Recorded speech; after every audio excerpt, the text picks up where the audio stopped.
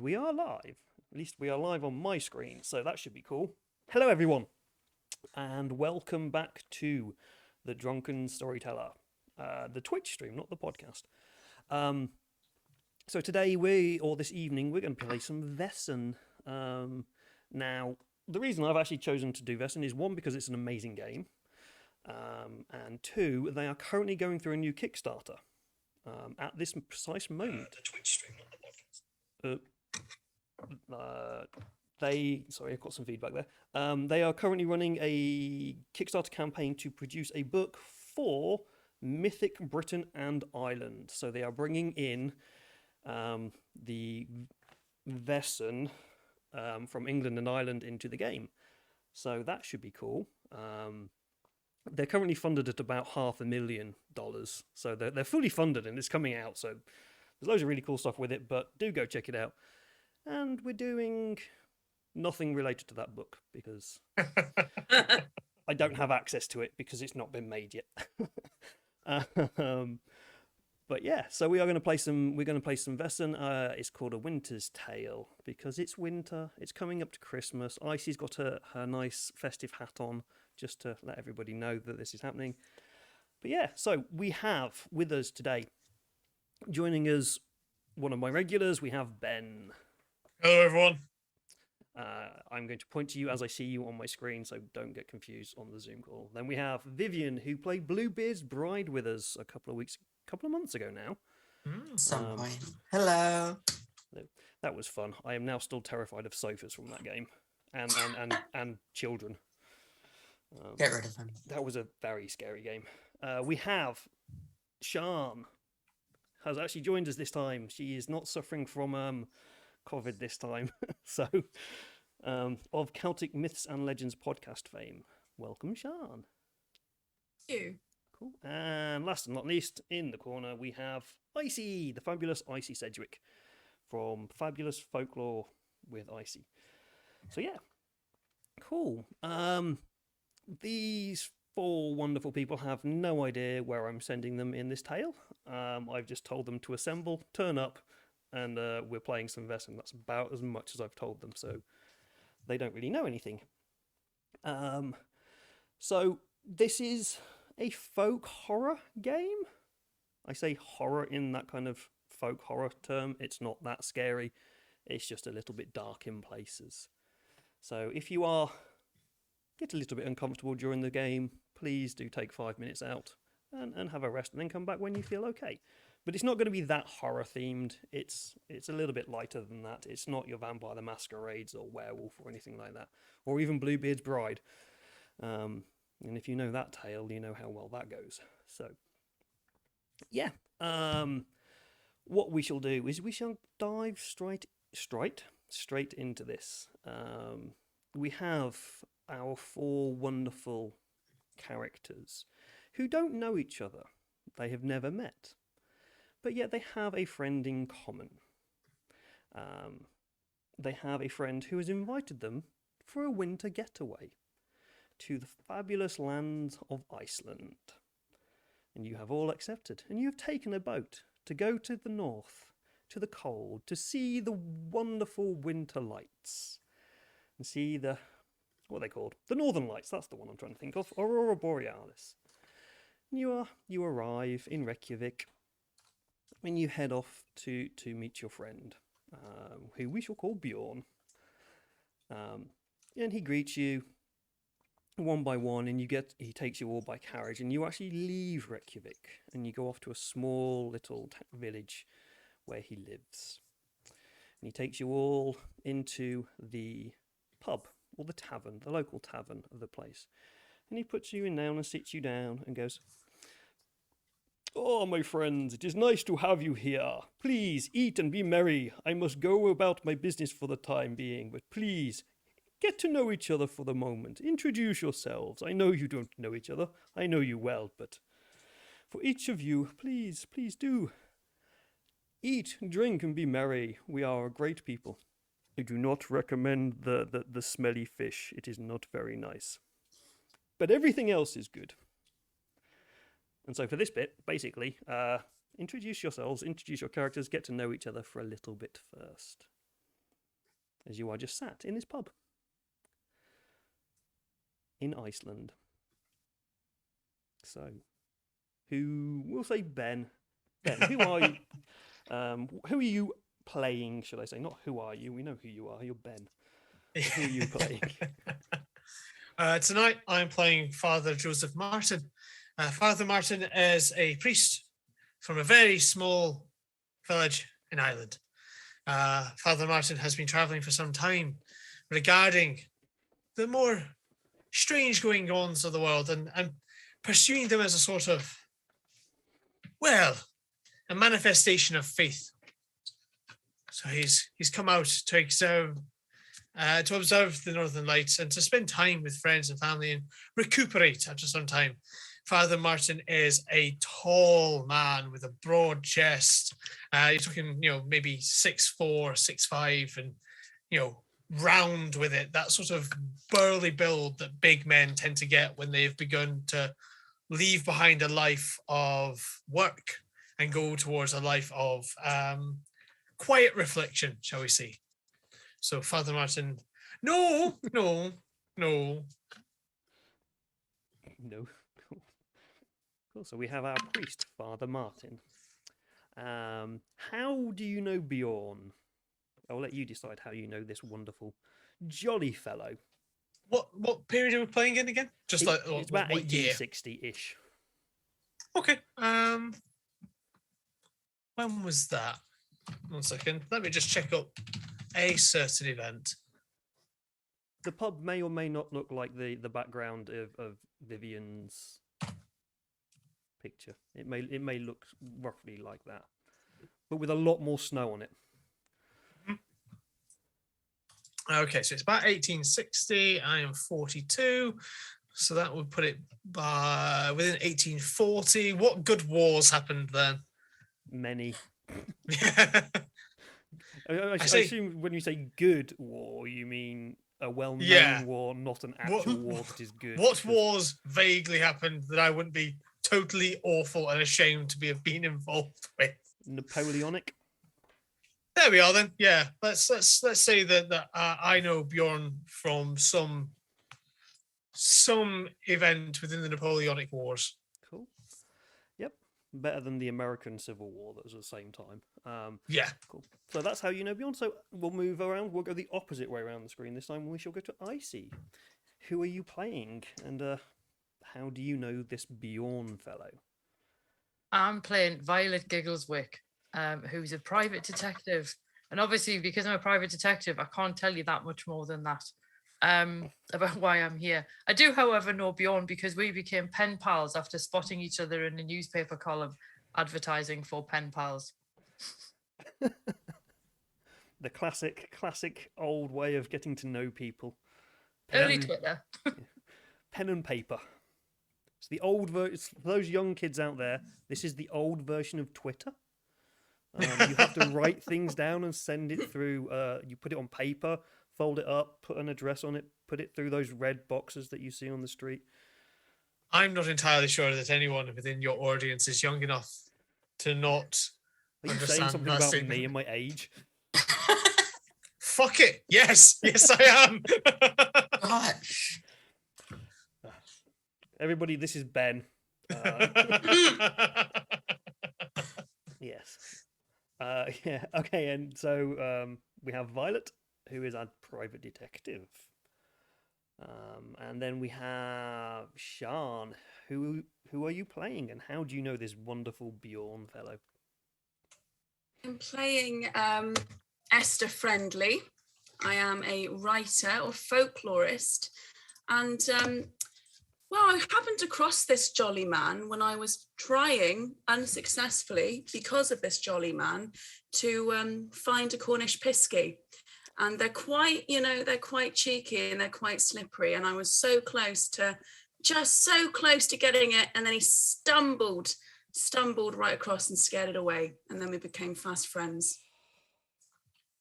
That's what you get for being a big man. He just doesn't know where his feet are, and the stones are in the way, and just quite a loud laugh as well. Yeah, quite joyous. Echoes in the mines. Yeah. Cool. So we have Esther. I should probably write these names down so I don't forget who everybody is. And then last but not least, we have Vivian. Who are you playing and how do you know Bjorn? I'm playing Catherine Montmorency Waite, a former very well-to-do woman who has fallen from grace a little.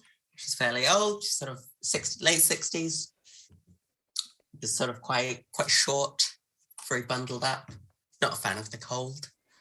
Oh no, her playbook archetype is the occultist, and met Bjorn through the sourcing of some, perhaps some would call slightly unusual materials, and just happened to know someone who knew someone who knew someone who could get her access to that, and not say very much in the process. Cool. And Bjorn was a very useful. He's a very, along very the way. useful man. He has connections to things. Don't we all? Shall we say? He's well known. So yeah, Ben, you did say Michael, didn't you? Father Michael.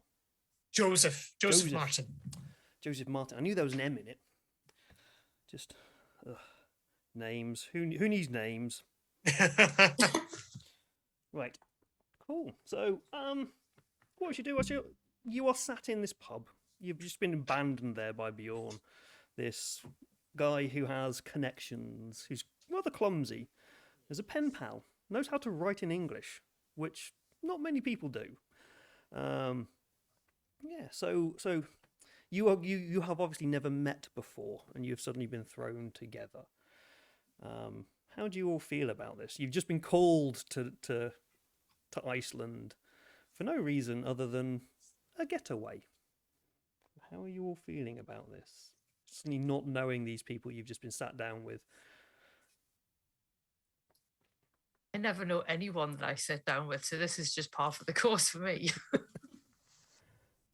It's my job to know each and every person's soul more than it is to know their personage. So I would say that this is par for the course as well. Trying to suss everyone out. Not sure yet. Don't trust anybody. Oh, people always tend to look at me funny anyway. I never pay much attention to them. Okay. How are you feeling after your long journey? So you've probably, I'm guessing you all come from either England or Ireland, as Joseph has come from. It's a long boat ride from there all the way up to Reykjavik, and then you've had a couple of hours in a carriage. So you feeling hungry? You feeling sleepy, tired? I think Father Martin is sort of stood, sort of stretching and just like warming himself by the fire, sort of, that sort of forcing oneself into a small space and holding oneself in a small space, which now within the great architecture of Vivian's background, sort of deciding that is no longer necessary, and is sort of straightening themselves up a little bit. A small thimble of port to warm the bones because it's medicinal. Yeah, how does the father feel about being in the room with an occultist? Do I know they're an occultist, or do I say I expect they're an eccentric at this rate? I don't know. Catherine, have you introduced yourself as a lady of special abilities, shall we say? Or not? I do have a crystal ball in my equipment list. I've probably not been. Are you sat there doing the David Bowie thing with it, or?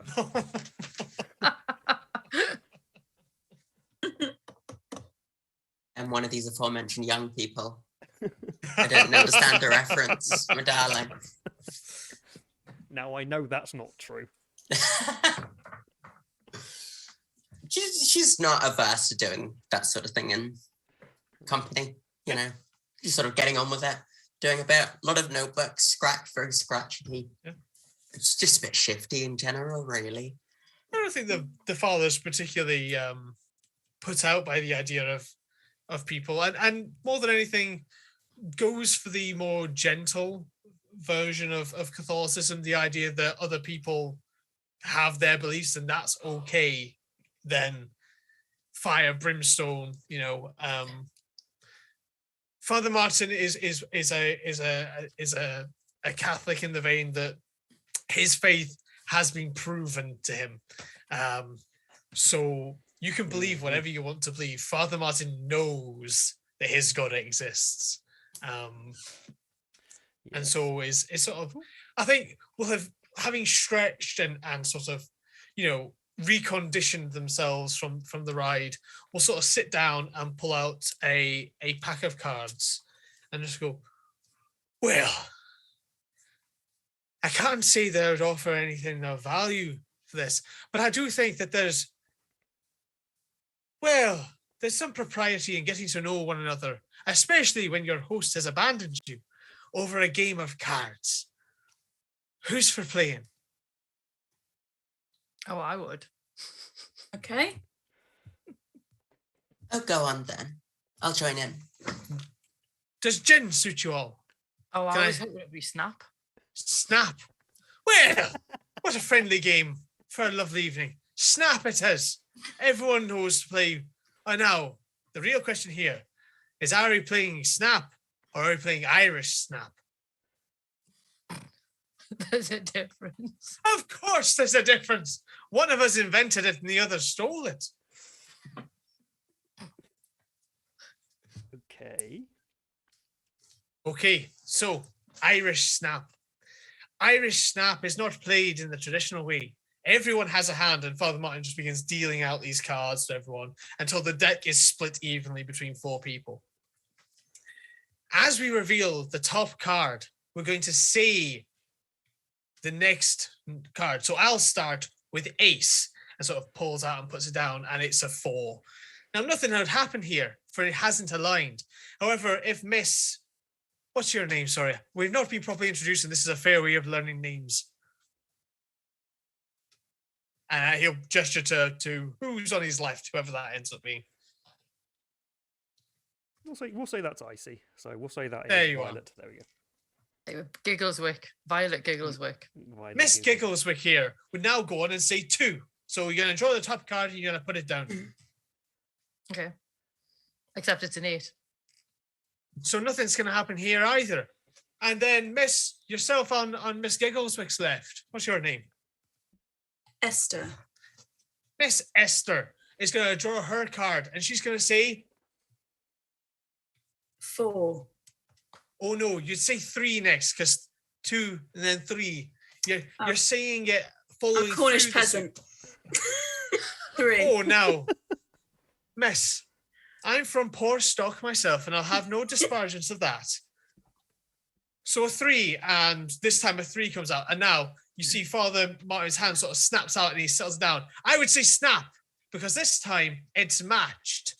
The other way you can play is, and he sort of splits his 14 cards, whatever it would be, 13 cards, 30, whatever the number is, splits it and sort of looks for it. And, there you are. If I was to put down a 5, but it was actually a 3 that matched the card underneath, that would also be a snap. And that's how you play. The person who loses is the person who has no cards remaining. And the person who wins is the person who has the entire deck. What does that sound to you all? Confusing. Well, I suppose it's also worth noting that the loser pays for the drink. Oh, delightful then. Yes, of course. Let's. So then, and then let's Father begin. Martin will take them all back, shuffle them back out again, and sort of, well, I suppose the best way to do this, Ace, and puts down the ace, is to all, go around and as we're doing this, maybe introduce ourselves a little bit and how we know Bjorn. He's a fair man, but what a collection he's brought together here. Oh, it's me next, isn't it? It says, So I'd say 2. Yep. Put my card down. Like I say, I'm Violet. I'm Bjorn's pen pal. Is that a fact? He's A got lady of beautiful letters. handwriting. You know, I had heard that, but never seen it. It is true. Miss Esther, I believe it's you next. I would say 3. You're saying a 3 and you're putting down your top card. I'm a writer. Well, I'm trying to be a writer, more of a folklorist, really. I've sort of been searching for Cornish piskies for a long time. I haven't really found any yet. I kind of don't know if they exist anymore. And I was looking for them. They do. I was about to say they definitely do. I don't think they like me very much then. So, Oh, and I thought I had found one, and then Bjorn sort of stumbled into view, and I heard scurrying away. So, so I is this think his means of by making an apology to you, inviting you out here for a holiday? maybe. I mean, he never bought me a round of drinks to say sorry the first time, so I'm a little bit surprised about this whole thing. Well, if you ask me, he's always been a very upstanding man. He committed any things that we did with utmost, happiness and efficiency. I'm sure he will be. That's me. 4, I suppose. My name is Catherine Montmorency Waite of the Corby Montmorency Waite, and yes, I suppose. I'm just a bit of a wandering type. I sort of go over here, go over there. Yes. Bjorn gave me a very useful business opportunity, and very useful indeed. Of course. That makes sense. I imagine the game goes on, people winning and losing. Easy enough to make a roll for, I'm sure, somewhere. Yeah, I think to determine the winner, we shall have a first dice roll of the game. How many are you all going to be honest with the game, or are some of you going to try and cheat? Oh, absolutely You honest. question our honour. You've met me before. And the occultist rolls her sleeves up. Well, so if you are going to, I'm just trying to work out what would be the best one. I think it's all going to have to be the same. So there's a combination for Irish Snap of it's about how fast you can say snap and get your hand down to get the cards to be the winner. That's kind of where I'm going with it. And there's also the sort of the rote memorization of things, because you don't shuffle it and you continue playing, so you can be out of the game and then come back in by getting the snap. So it's a mixture of speed and rote memory. It's why it works on 2 fronts. So if you Can I are make looking a to push count the for- cards, then we shall use manipulation. If you are looking Okay. to do it normally, we'll use agility. So for those of you who are new to the game, in the chat, or if you have not played this before, this game works on a dice pool system. So you'll look at your character sheet, and you'll look at what I have just said. So either agility or manipulation. Let's say we're going to go for agility. You'd look at your agility skill, and in brackets next to it, it will have a talent, which is physique. Sorry, not a talent, an attribute. And you would take the values from agility and from physique, add them together, and that is your number of dice you are going to roll. If you are going to use manipulation, that is connected to empathy. So you take these number of d6, roll them, and any 6 you get is a success. All you need to do is get 6s, nothing else. So if you would like to choose whether you are going to manipulate the cards and watch and count the cards, roll me a manipulation and empathy. If you're going to use pure skill and speed, roll me agility, please. David, Okay. Yes. could I make a case for vigilance? For being on it and just like the mental acuity? It just appears to be the observation-based skill. Yeah, vigilance is the observational skill in here. Go on then. I'll be nice. You can use vigilance. Thank you. Oh, I'm glad you did. I just got a 6 on mine. Just 1 6. Yeah. How many do I need to get? So whoever we'll say the winner is the person who gets the most 6s. Right. I'm on 3 thanks to someone convincing you that it's vigilance. Oh, no. Vivian convinced me. Catherine convinced me to use vigilance. You didn't. Oh, is it just Catherine? Oh, okay. In which case, I'm on 2. Okay. I just got 1. 1. I've just got 1 one as from well. 6. And Esther. I've got no vigilance, but my die says 5. Is that 5? So yeah, 5 dice, and then looking for 6s. So I've got your character sheet here, just because it's the closest one to hand. For 1. for you, I would definitely recommend manipulation.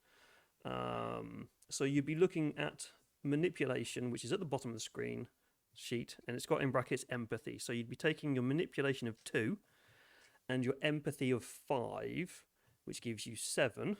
So you'd be rolling 7 dice. Okay.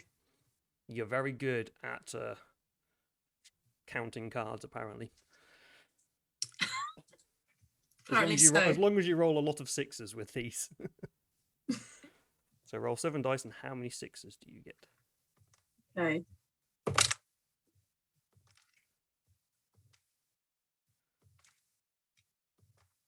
One. 1 6. Ah. So the man who has taught you the game has managed to possibly swindle you out of a few drinks, I feel. No swindling. This is. Anyone else smell a rat? I think what you're meaning here is look at the Irish. But don't worry, I'm a fair man. I'll get the round of drinks, and you can all shuffle the deck this time. How does that sound to you? Bit fairer. Ah, there we go. That's an idea. And what do people drink? Is it wine? Is it an ale for the table, or what are we on? I've been on a snifter myself, if I'm honest. Red wine, please. Red wine. I'm Cornish. It's cider. Cider in Cider. in Iceland. If they don't Well, have cider, why am I here? If God can't provide for you, I can only ask in prayer. How does that sound, eh? If there's no cider, get me what's strongest so I can forget that there's no cider.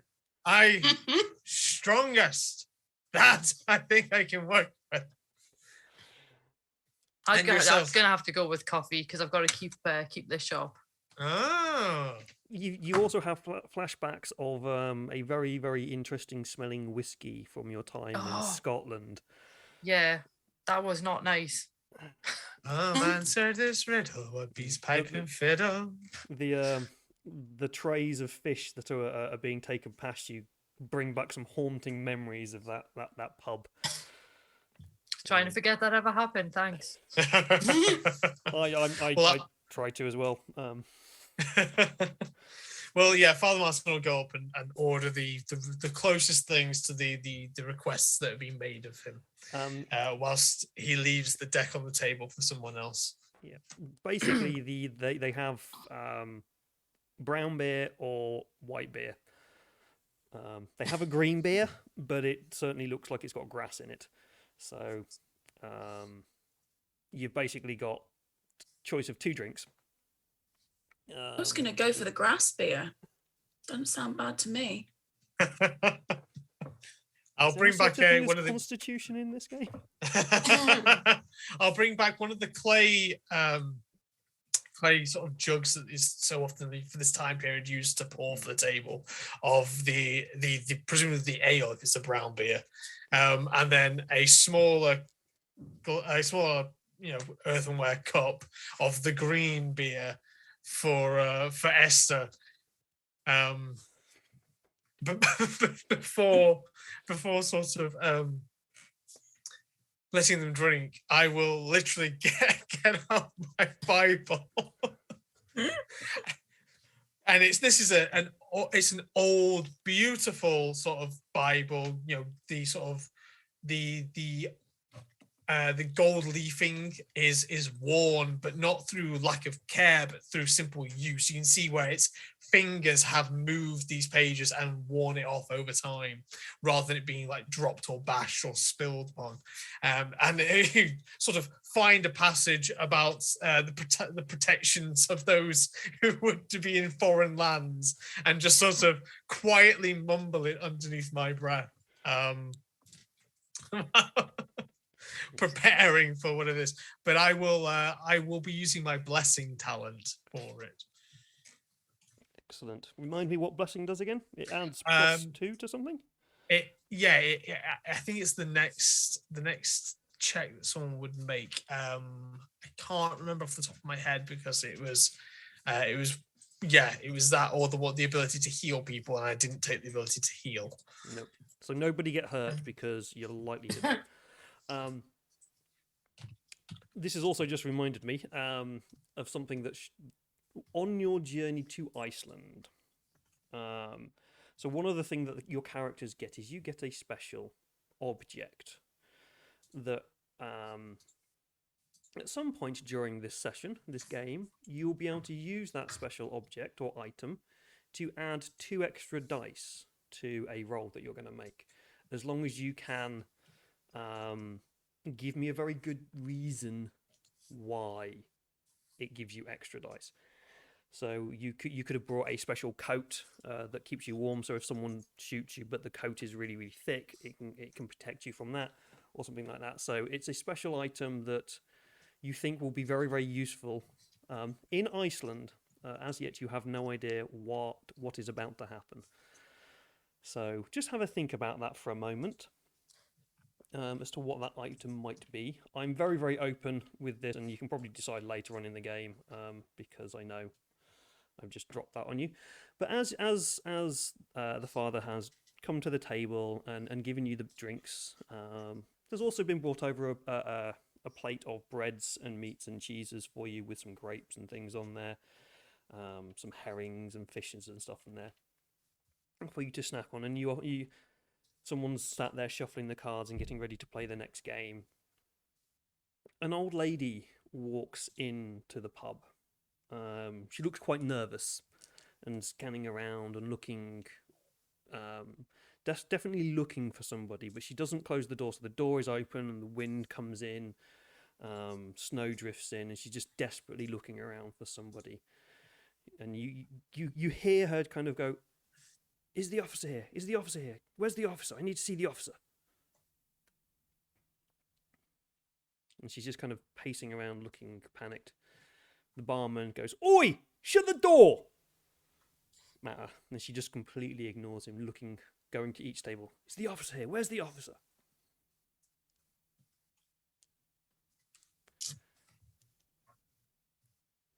How do you react?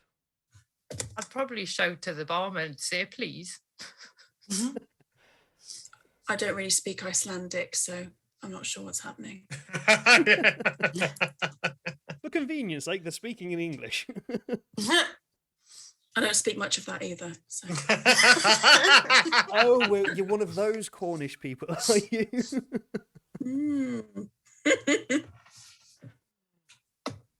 Okay. Catherine shuts the door as it is far too cold. Just sort of hobbles over, sort of pushes it shut. Are you right there, Mother? Is there a problem? Have you seen the officer? I need to speak to the officer. There's something's happened. I need to speak to the officer. Well, considering that no one is standing up right now, I don't suppose that he's in the place. But if there's something we can be of assistance of. Oh, you look like are you a priest, sir? I am. Oh, maybe then you could help, and your fine friends could help as well. Well, my fine friend has left for the evening, but these are my new acquaintances. I'm sure I wouldn't speak for them in that regard. But if I can offer assistance or clemency in this time of need, it is my duty to provide it. Yes. Well. We left out the shoes, but but the child was still taken. There was a potato, and the child was gone. Oh, Mother, go on. potato, what is this? Local tradition? Yes. We Catherine just sort of like perked up and like, be like, yes. yes. Tell more. You leave the shoes out, and the good children they get sweets, and the bad children they get potatoes. Pixies? No. Pixies, we don't. Pixies are nice. These 13 nights up to Christmas, the mischief is about the place.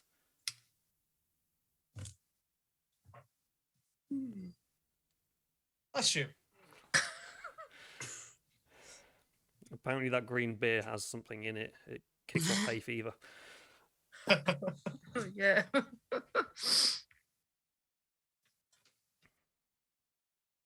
You've probably never heard of these traditions. It's just local. It's just for us. Just as long as you can help me find the child. Learning you don't need to logic? be worried about those traditions. It's just silly stories. Yeah, learning logic. What do you want to do? What do you want to know? Well, these are very specific folklore related things. And Father Martin's motivation in that regard. So what learning the father he has done. So I'm curious to know if maybe I have stumbled across, because leaving a potato is a very specific piece of information. And it's a sort that would stick with you, especially if you're Irish. Yes. Makes sense. Yes, you probably perked up at the term potato. And ooh, what? A potato left out in the cold. Why waste such good food? Yeah, make me. I'm going to say as well, Catherine, you can make me this roll as well. Make me a learning logic roll. Is there a way to assist rather than just both making it? No, I want to see whether you both know this. Two It's successes. It's something that you as the occultist, might know something about. My learning actually isn't that high. Oh, no successes. All fours. Oof. Harsh. I'm like, I suppose, Esther, are you studying folklore, or is it specific? Are you just studying specifically, as yourself do, the Celtic? I'm studying bits and bobs. Don't want to tell you all what I'm studying yet, but I'm studying some bits and bobs. So anybody who wants to try and know things, make me a learning logic roll. So take your learning number and your logic number, add them together, roll that many dice. Okay, we'll give it a go. You want how many sixes that is? Just 1 6 will give you the answer. Oh, just got one. Just got one. Yeah. Cool. So everybody except the occultist knows what this kind of vaguely signifies. Or you've heard the stories, at least. You have heard the strange tales of Christmas in Iceland. There's a few tales that go around and things, but you've only ever kind of recognised them as the Nordic kind of tales, those wonderful fairy tales that come out of these regions. And you've heard the tales of Gryla and Yule Boys, and how the Yule Boys go around and give sweets to the children who are good if you leave your shoes out on the windowsill, but if you are bad, they leave a potato in there. But they also get up to all kinds of mischief during this time. You have heard of their mother, Gryla, but only by name. You know nothing else.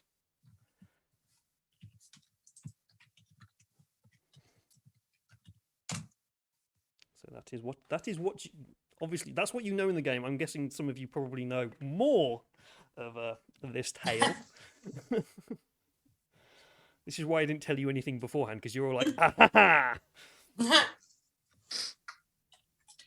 So yes, you've heard the tale of the Yule Lads, because it's kind of a nice thing that they do. They're just a bit mischievous little lads, run around, put sweets in shoes or potatoes in shoes. You've never associated missing children with the story. Right. I'm getting forgetful in my old age, I must have. I'm sure I've heard of this at some point, but oh well. I think I've heard of her in the prose, actually.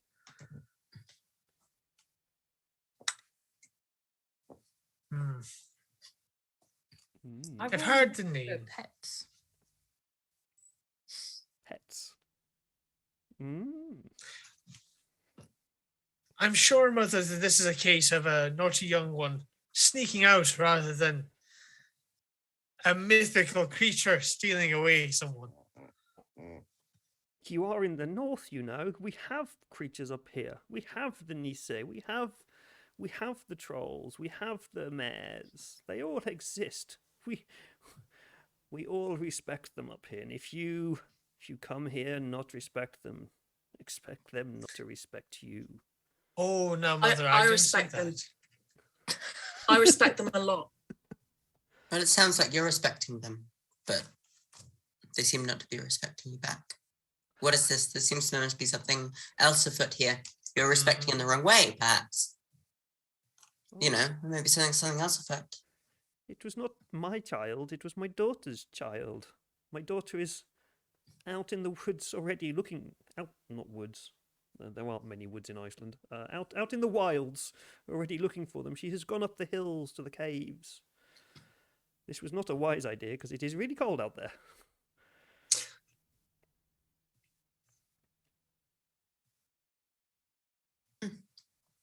I'm quite willing to help. I mean, I've been chasing Cornish pixies for so long. You know, what's a Yule lad to add to the list? Oh, the Yule Lads, they are good boys, they are. I do not know these Cornish pixies you speak of, but we do have the Nisse up here, and they are tricksy little ones, shall we say? But the Yule Lads, they only come around these times, so yes, if you could help find the child, that would be much appreciated. Well, then time is most certainly of the essence. It is cold, and I'm sure, given what you said, the child has no shoes.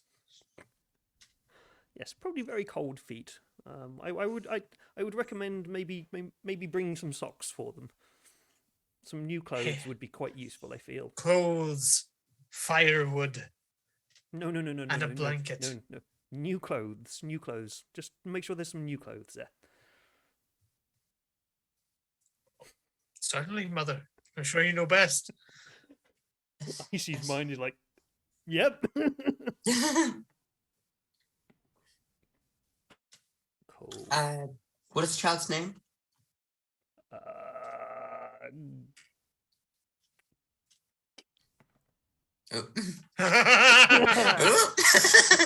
When the GM is put on the spot. Brain freeze. Icelandic. Ingvar is an Icelandic name. It was Hilda, but for some reason my brain just wanted to just keep repeating Gryla at you. It's like, no, that's not the child. And if it was the child, that'd be really, really weird. Hilda is the girl's name. Hilda, yes. Good. Hair, length, colour, vague physical description. Small child, girl, blonde hair. Narrows it down. Cold. What were her bedclothes, Mother? Much like anybody else's, hand woven cotton. Probably white with some mud stains on it. I'm sure that white clothes in this will be very easy to find. Yes. I'm sure they she'll be easy to find. If she's scared, she'll be screaming. But she also knows. If she's not scared. If she's not scared, then we don't need to find She's her. already dead. Yeah. If you're not hearing screaming, she's either already dead, got something in her mouth, or is actually with the nice pixies. Is with the nice having a bit of a party. We doesn't need to be found, but I'd appreciate it if you found her.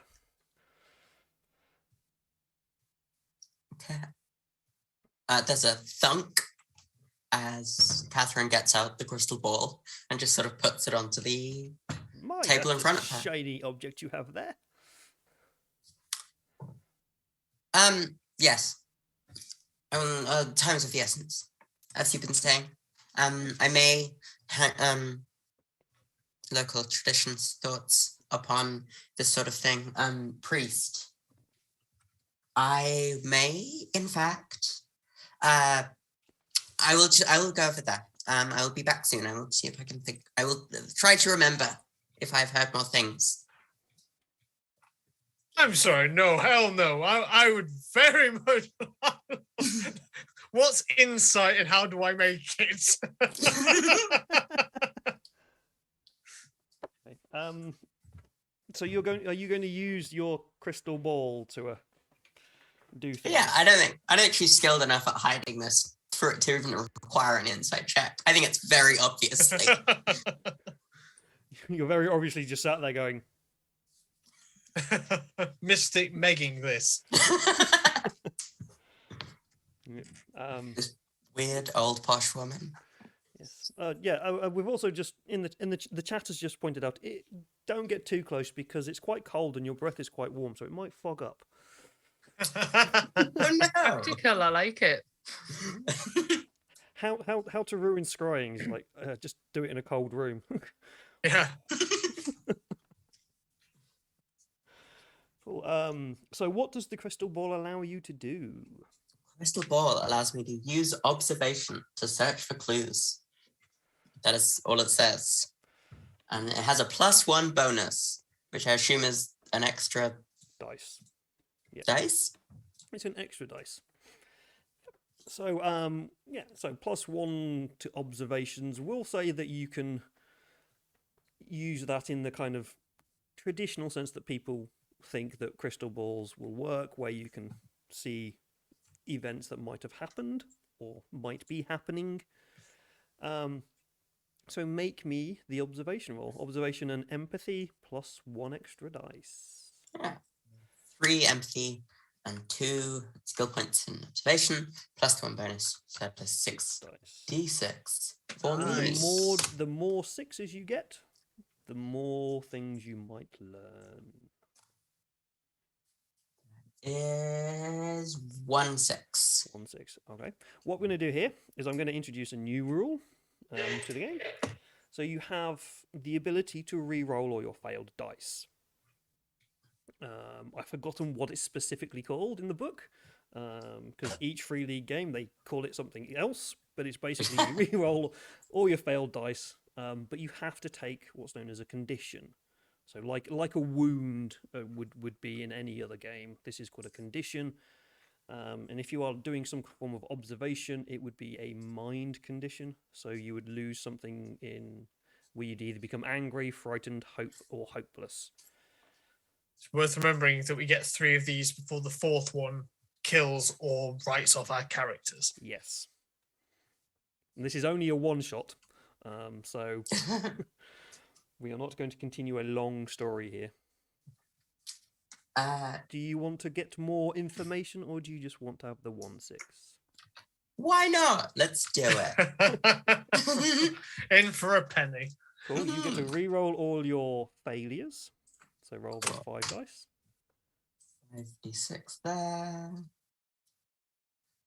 And there's 3 6s in those 5 dice. So you have now So got 4 total. 4 total. Excellent. In that case, I'm going to give you the frightened condition. Makes sense. Because you see things that you probably don't want to see. So yeah, it's called pushing the roll. Thank you, Tom. Just seen it in the chat. But yeah, so as you sit there and you ignore the looks that the priest is giving you out the corner of his eyes, and Esther is kind of staring at you, going, "What's happening here? What are you doing, you weirdo?" The mother is very interested in watching. She's part of the old ways, and she knows these things, and she's quite interested. And you hunch over and you look into it, and you get flashes of images. It's not cohesive. It's not a narrative like start to end, but you see flashes of a story of a small girl putting the shoes on the windowsill. You see an image of an empty bed, as if somebody had slept in it, but the covers have been discarded. The hemp sheets have been discarded, and the straw mattress is ripped apart, as if like claws, or maybe a hand has grabbed it and pulled it apart. You see the next one. The windows are open, and the shoes are on the ground, and there's a potato in one of the shoes. The next thing you see is an old lady, hunched over, crooked back, scraggly hair coming down. She's got a hood up over her head, wrapped around in scarves over a cauldron that she's stirring. She's muttering something. You can't make it out. There's no words or volume coming through this.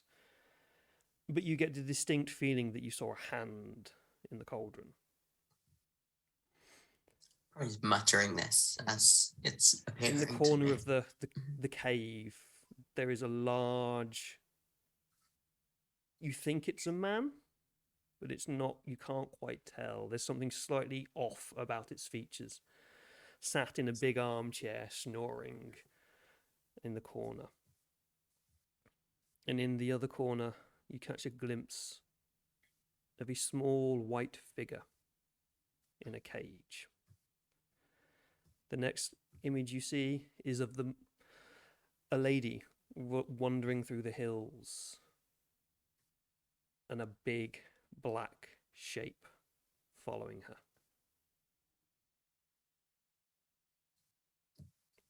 These are what you see. Yeah, I'm probably I'm just sort of saying this out. It's that same cut glass sort of voice just doing it, which is kind of odd to hear. But she's, odd woman. But yeah, there's just that, and then just sort of like, oh. The mother hears you mutter this. Gosh. And she just goes, Grayla, the trolls! And she runs.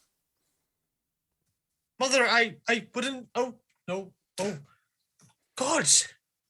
Oh. She's spry for an older bird, isn't she? Oh dear. Should we not go with her? She's quite old. It's quite cold out there. I mean, she's a local going running in the dark. I'm not too sure of yourselves, but I'm not one for running in the dark in a place I don't know. No. I mean, I'm happy to pursue her. I'm sure she can't get too far away, but running after her, that's something else entirely. No, not with that out there. It was very big. Just a quick question. Esther, you have a dog. Did you bring him with you? I did. I'm really surprised that no one's noticed my dog yet. Just He's remember. been really polite beside me, and usually he barks if he doesn't like people, but he hasn't barked yet. Jesus Christ, that's a well-trained animal. I thought it was a cuddly dog. It's a very good, scruffy little brown Labradoodle. Does he look like a wizard trapped in a dog suit? He looks like a wizard trapped in a dog suit, yes. That is the most oddly specific description. Icy's seen my dog. She knows. Yeah. Unfortunately, polymorphed wizard. Okay.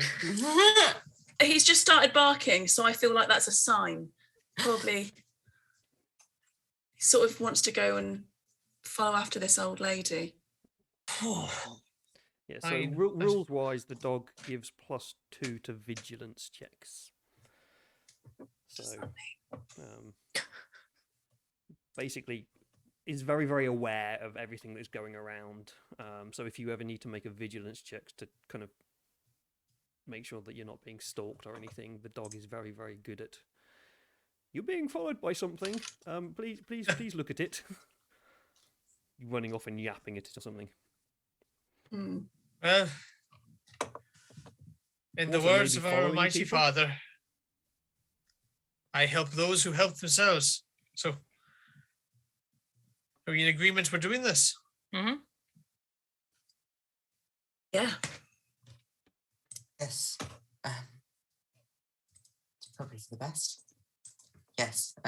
Dane through. Yeah. Yes. Let's. Pat on the head, big coat back on, and It's Father probably begin. about 9 o'clock in the evening. in winter. In winter. In Not Iceland. time for your big coat then. What? I mean, to be fair, 9 o'clock, same as 1 o'clock in winter in Iceland, surely. Yeah. Yeah. True. It is near the winter solstice, so it is going to be pretty It's dark. bastarding cold. I was in Reykjavik on the winter solstice, and you did still get 6 hours of sunlight. So it's a bit like Manchester then. You get 6 hours. No. You get 6 hours of sunlight the entire year. The rest of it's just grey and miserable. I was about to say, you forgot the rain. Yeah. Right. Okay. So what we shall do now, we're only going to keep this as a short game today. But what we do usually during these is halfway through is we take a short comfort break for people to get a drink, go to the toilet, refresh themselves and all that kind of stuff. And we will do that just now. We'll be gone for maybe 5 minutes, and then we will be back to see if they can find this missing child who may have been taken by some other children, or might have something to do with a weird old lady or a big black shape. So, see you all in a few minutes if I can find the thingy. Trying to wave properly.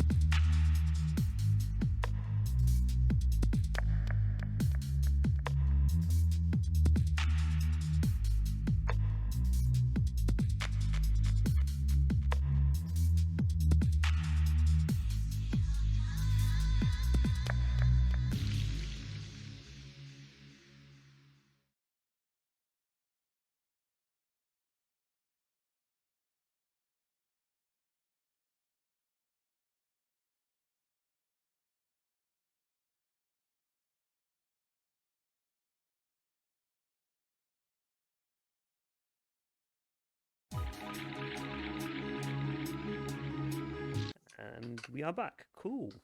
So, so you've all wrapped yourselves back up in your nice warm clothes, put your hats on, put your deer stalkers around and tied it all under your ears and stuff. Oh, we have all moved. I've just noticed everybody's moved. Oh no, just Ben and Sean have swapped places. I am Sean now. Let me do the wonderful magic of live editing, so everybody can watch people move around on the screen now. This will be funny. Whee! Ben is alive. He's a ghost. He's moving around. Whee! You can go down there. Sean, you can go up there. And there we go. Everybody's back in the right place now. Cool. There we go. That was a little bit confusing for a second. So you've all wrapped yourselves up and are ready to go out into the night, into the cold, wintry night. As you step outside, it's quite gusty, and the snow is coming down, but it's not massively cold. But you can also see faintly in the night sky the northern lights, but they're kind of covered mostly with the clouds at this time, unfortunately, so you don't get the wonderful view that is currently behind Ben. It's a lot less impressive than that, but you do see a little bit of it, so you've not travelled all this way to just kind of experience what most people experience when they see the northern lights, which is just grey skies. So, what do you want to do? How do you want to go and look for this child in the snow? There's no one really around on the streets, and you can't really tell where the old lady went.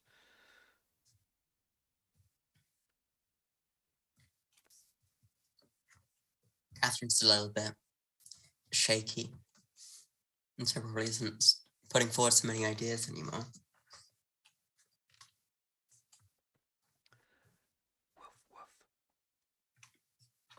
Any ideas? Well, we don't even know where the house was, where it happened. Nope. So surely we should follow her footsteps in, so we can then find out where the house was. That's a rather remarkable idea.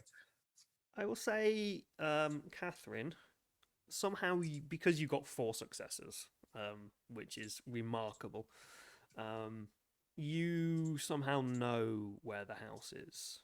One of the things that has been left from your viewing is the position of the house. It's just over there. It's that house.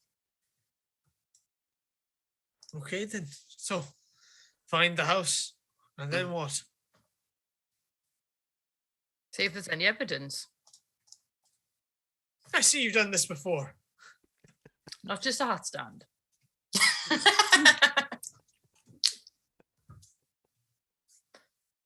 Yes.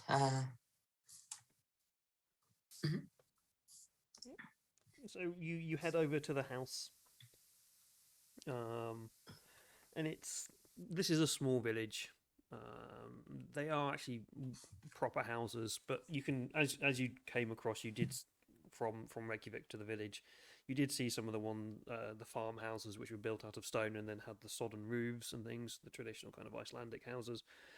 But this is actually a stone house with a proper thatched roof. It's only 1 story tall, so more of a bungalow than a house. There are no lights on it. It looks very much like nobody's at home. The front door is open.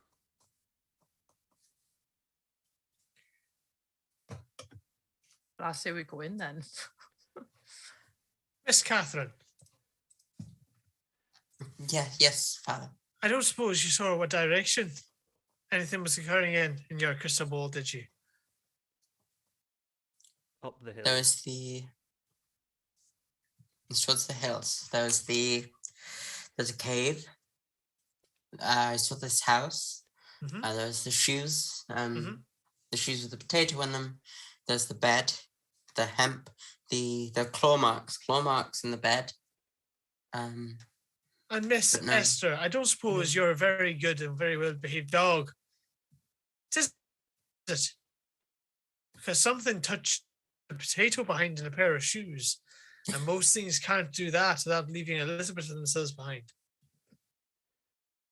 Yeah, you can have a sniff. How does he do that? This will be a vigilance roll, basically. What's the dog's name? Are you going to name the dog, or is it just going to be known as the dog? I quite like him just being called Dog. Okay. Easy to call in the dark. Dog. Oi, dog. Cool. Okay. So, dog doesn't really want to go in the house. Good, because he's clever. That's why. He's sniffing the air. He's definitely sniffing the air, and he's aware that he's got some form of scent, but it's something that basically he doesn't want to go into the house. But if you want him to kind of sniff around the house, around the outside and stuff, he'll be happy to do that. If you want to make me a vigilance and whatever it is with vigilance. What is vigilance? Under vigilance and logic. And some logic. Okay. And you get +2 to this, I think.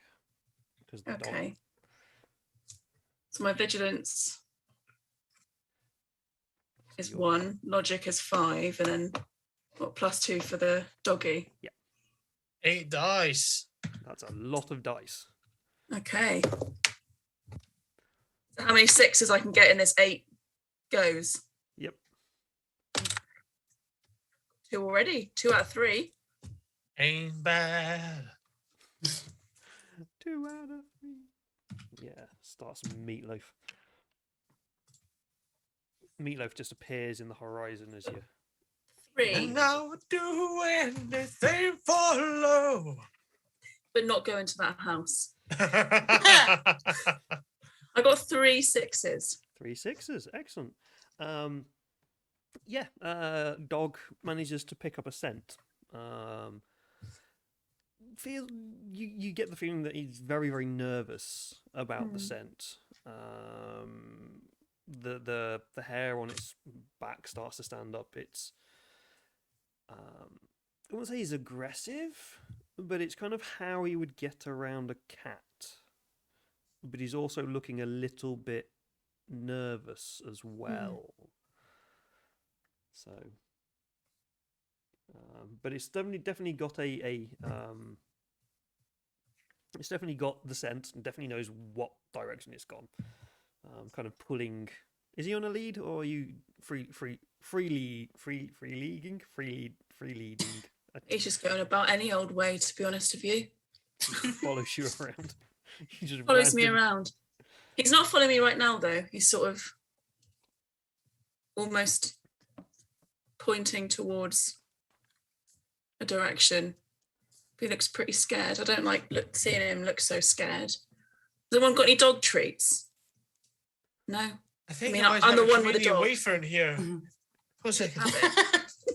Yeah, pull out some communion wafers and hand them to the dog. And he's still nervous, but there was a tiny little tail wag there. I know they're not great, but honestly, they're not half bad when they transubstantiated. Yes, the flesh and all that. Body and blood of Christ.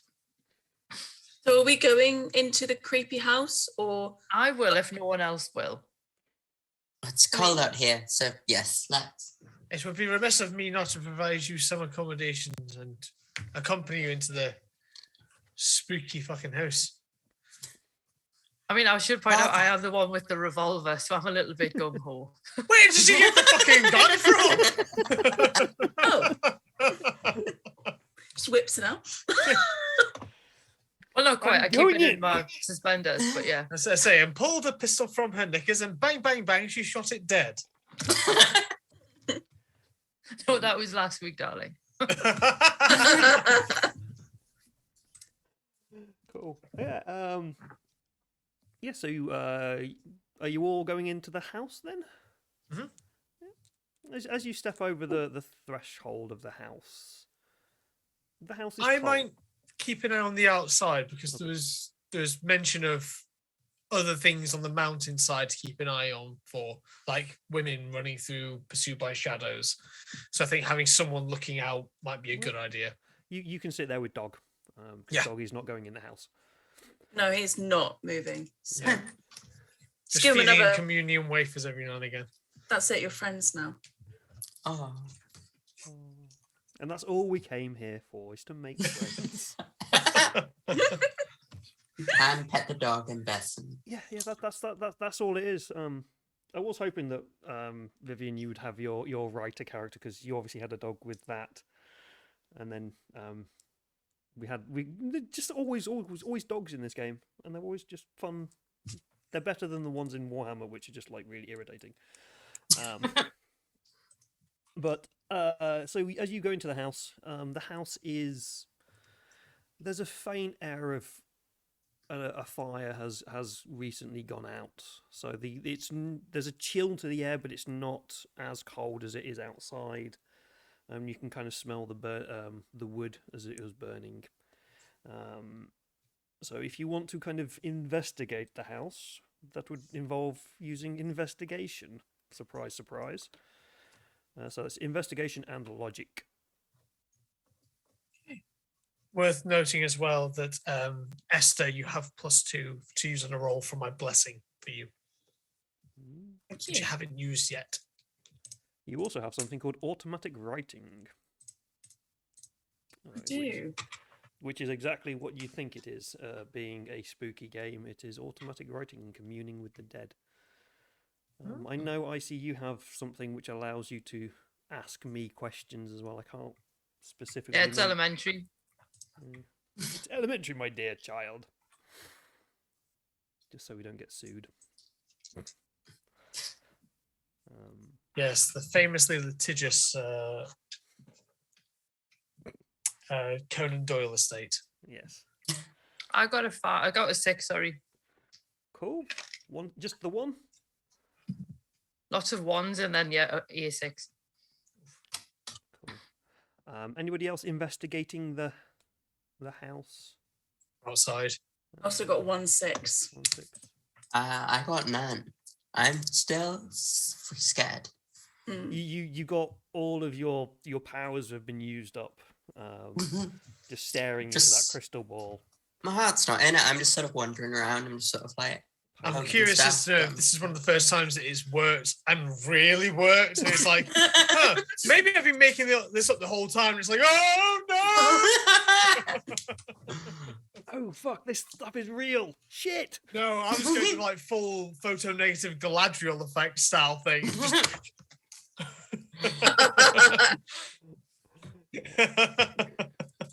Well, how do I use the automatic writing then?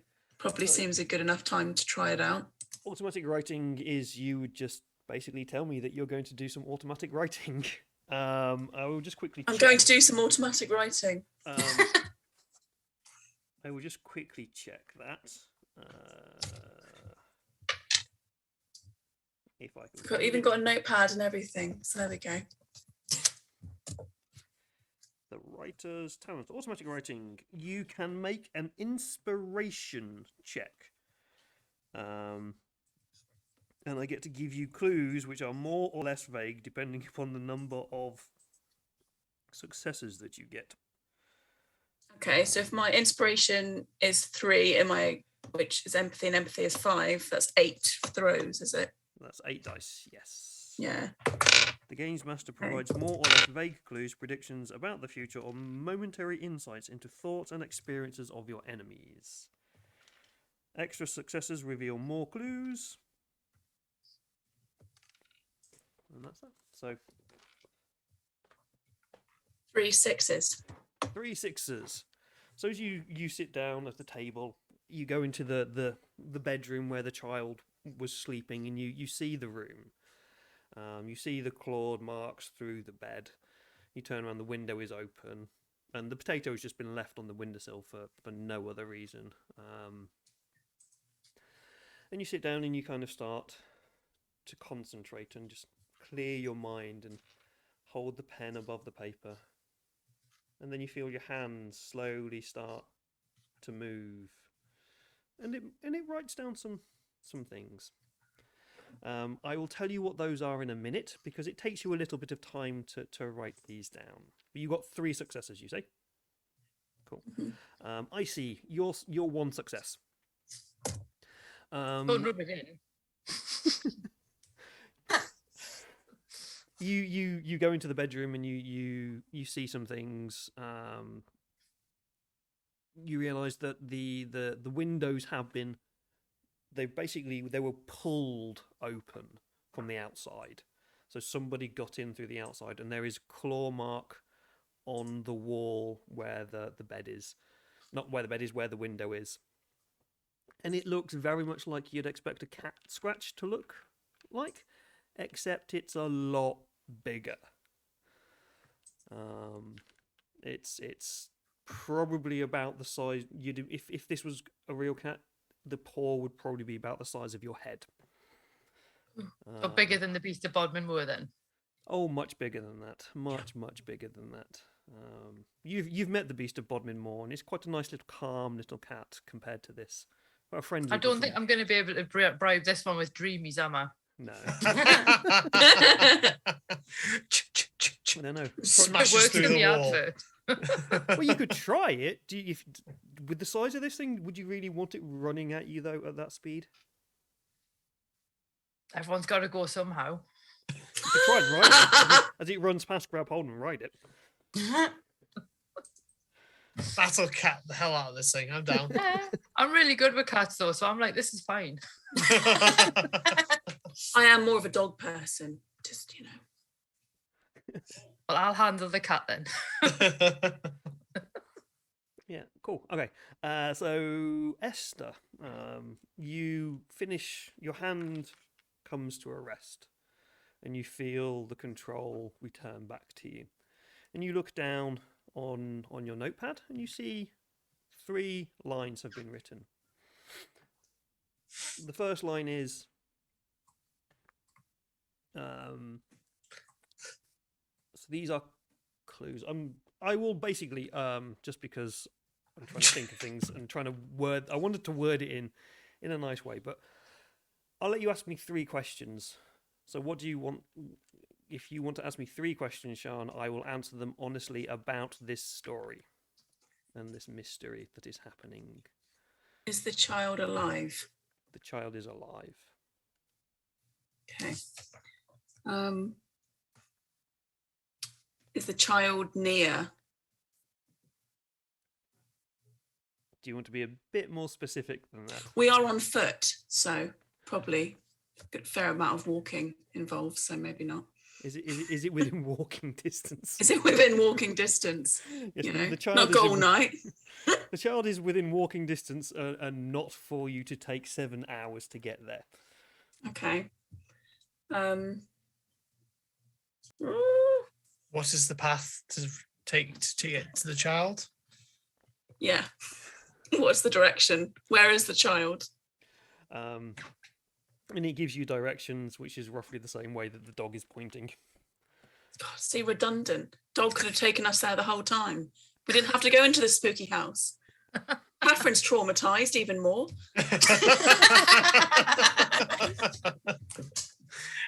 To be fair, the entire time when you sort of tuned out and began to do that, I thought you were going to be channeling one of these children, and all I got in my head was Pumba screaming, "She's trying to eat me!"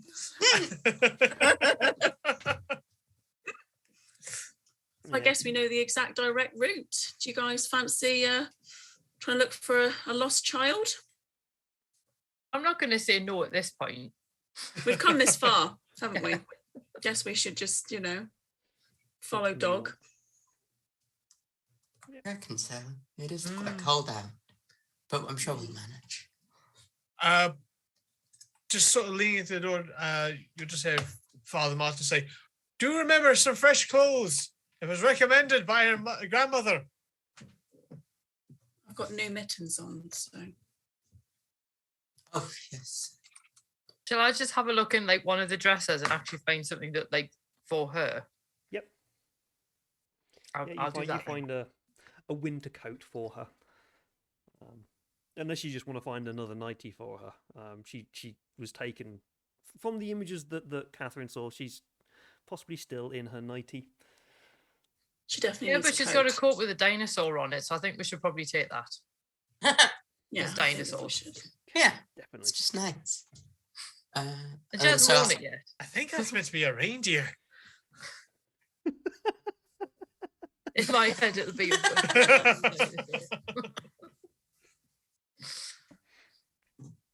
Right, cool. So you pack up the new dinosaur reindeer clothes thing. Onesie. It's got ears and everything. Yeah. Oh, Yeah, so you pack these all up and you follow Dog up into the wilds of Iceland. Just whilst we're walking up there in that regard, David, can I find a stout stick? Walking stick style, something thick and Yeah. sturdy. Easy enough to do. Probably take one from the house if you wanted to. Yeah, sure. Or there'd be loads of bits of wood lying around and stuff you could take. So yeah, I just want something sturdy enough to support the load, but also to weaponize if man-eating cats start jumping out of the woodwork. As you are walking up, you are aware that Violet Giggleswick has a weapon, and she does have a gun. You're also aware that Vaesen, you remember from all of your personal experiences with Vaesen, you can't kill Vaesen by any normal means. Who says I've got normal bullets? Who says we're trying? self-defense. You must learn their weakness to either banish them or drive them off. Can we befriend them? Because I'm pretty sure scritchies work for all kinds of cats. Are we going to just completely change the law now? And as I say, yeah, no, the Yule cat is now like your new best friend. To be You fair, just the walk Yule around cat with specifically states that 12 it's foot tall a cat. man-eating cat, and 3 of the party are women. So It's not a man-eating cat, no. It's a child-eating cat. Well, I we're was not about to say children. None of us are children. yeah, no, it's still, that's not the We're point in your fine. favour. You thought it was, there, is it, David? I was about to commend the cat for being an equal opportunities, Equal opportunity as long as you're under 15. The Yule cat is a feminist, Vaesen, all right? The Yule cat is a girl boss. That's like gatekeep girl boss. Yep. Cool. Okay. Yeah. So we have a gun that is ineffective, and a big stick, and my Well- friendly dog. So- Thing is, though, as far as I'm concerned with the Right. gun, yes, I can't shoot Vaesen with it, but we're also going out in the dark, so we don't know. And to be fair, you don't really know us very well. This is true. To be fair, also, it's really useful when you have, you're going up into the mountains, to have something that creates a really loud noise. Avalanches are always fun at any time of year. Yeah. Mhm. Great way to stave off hypothermia. Really quick way to get down the hill as well. Just Yeah, like, yeah. whee! That's what the So- stick's for.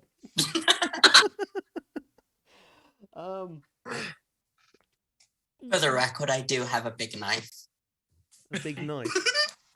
Well, I can provide great help here with my writing utensils and harmonica. This sounds like you're just going on a fucking camping trip now. You're just going up into the mountains, screw the kids. I was planning on that. These ladies Campfire brought songs with a weapons. harmonica and I've got a camera, but I don't really think that causes much damage. Unless it's Uplight. a very, shy cat. Oh, Does it have a flash? what's the game where you attack Oh. ghosts with Fatal cameras and Frame. flashes? Thank you, Phantom Frame. Yes. When was Flash invented? Oh, Oh yeah, no, when but the we camera totally was. exist at this point. Yeah, you'll have It's flash just it would be the bulbs. one that would sort of set things on fire. Yeah. It's got a flash. Yeah. Yeah. Okay. It'll have flash bulbs, so it'll burn out. Is it phosphorus bulbs? Phosphorus, So- yeah. Yeah, Ooh, phosphorus bulbs. phosphorus, big booms. Yeah. I've got a big boom you- camera then. Yeah, you're basically walking around with mini bombs in your bag. I was gonna say, yeah, shotgun camera.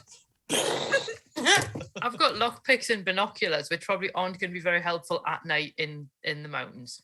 I also have some powdered staghorn. Because So, we all need that. I think If of we were anyone. playing I D&D, think your lockpicks would be fine, but we're I not say- playing that game, so... I think the powdered cyclone is perhaps something useful to Father Martin in this party. If you're like very good at throwing a pick, I suppose it could, Get in into the eye. Yeah. I'm just In the thinking. ear, in the ear. I It's could really just like annoying taking scroll things I in the ear. was here on the wall. Yeah, Yes. you don't have to kill it. You just have to make it unable to My friend. pursue you anymore. A friend. Let's just befriend the big Yeah. Child eating. child-eating cat. Yeah, Put okay. it this way, you'd never have to worry about family bringing anyone round. Daughter- you wouldn't like to daughter see what goes, it brings "I've back got to a the new house for boyfriend. you. I've got a new boyfriend, Dad. It's like, no, you haven't. You okay." had. You had. Right. Anyway, Mountaineering we go. up the mountain, going on a mountain hunt, bear hunt, bear hunt. Gonna So, catch yes, a you- big one. I hope not. It maybe just a small one. You as you are walking up the mountain, or yeah, I suppose Iceland is mountainous. I was just thinking maybe more of a hillock, but it is quite mountainous, Iceland. I've never been, but I do want to go. It's lovely. Yeah, I just want those stinking fish. But yeah, so you start walking up the mountain, in the direction that your notebook tells you to, and the dog is leading you. The dog gets more and more skittish as you're kind of going up there. Mm. Could you all make me vigilance rolls, please? So vigilance and empathy, is it? Logic. Logic. 5 dice. Or you can So make as me, I've you, got well, you can either make me binoculars, do I- vigilance or observation, up to you. Oh, As I've got binoculars and it's got vigilance next to that, do I also add the bonus on from that? Yes, if you want to use binoculars at night. Actually, no. There's enough light in the air because of the northern lights going on. So yeah, you can add that in if you want to use. One those. I swear I'm not cheating, but I just got 4 out of 5 with 6s. Ooh. I got 2 on observation. I got 1 on vigilance. This is on vigilance. Cool, I'm scared, so I have Oh, and I 1 think- less dice. for I've just got everything. 2. And I out get of all. do I get extra 2 rolls because of dog yeah. for vigilance? Okay. Oh, that wasn't. Okay, so Just the just four, the 4 out of just the 4. Just yeah. That's almost like me rolling dice, but the opposite way round. I fail at every dice roll I ever do. We've met someone else who has the sort of the devil's own look. I like it. Excuse me. Excuse me. So as you are walking up, those of you who rolled vigilance, you hear in the wind coming up from above you, in what looks like in the direction of a kind of cliff face, you hear a muffled scream of a child. Not Those- ominous at all then. Not ominous at all. It's only just noticeable over the wind. Esther, because you are just apparently very, very good at seeing things and hearing things because you've got a dog,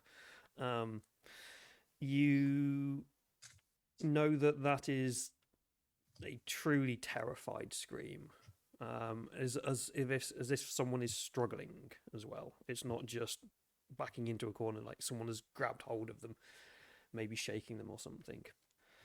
Those of you who rolled observation, you see big paw marks in the snow going up towards the cliff. Not to alarm anyone, but I think we stumbled onto a bear's tracks. Did anyone else hear that? The wind. Dream. No, the terrified child screaming No, I only heard underneath the the wind. wind. But I saw the paw marks over there, leading up to that cliff face. Good job I brought a revolver then, isn't it? Yeah, those paw marks are kind of, pointing in the direction of the scream. So I think we're on the right track. Yes. Good. Great. Perfectly safe. Nothing's going to go wrong here. Seems straightforward. Yes. As you kind of have this conversation, you're walking up a bit more. Ben, you also not Ben, sorry, Father. You notice a lot of footprints as well. Small footprints, child-sized footprints that are kind of playing in and around the paw marks that look like giant cat prints.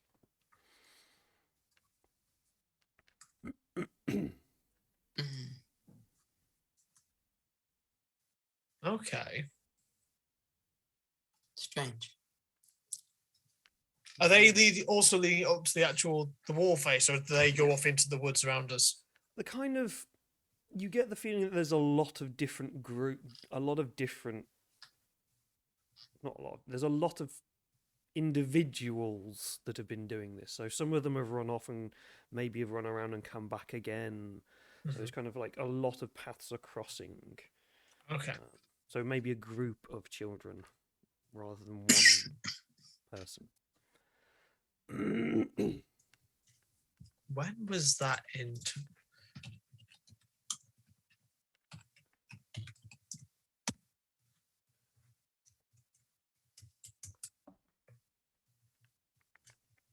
It's just one child that's gone missing, right? Correct?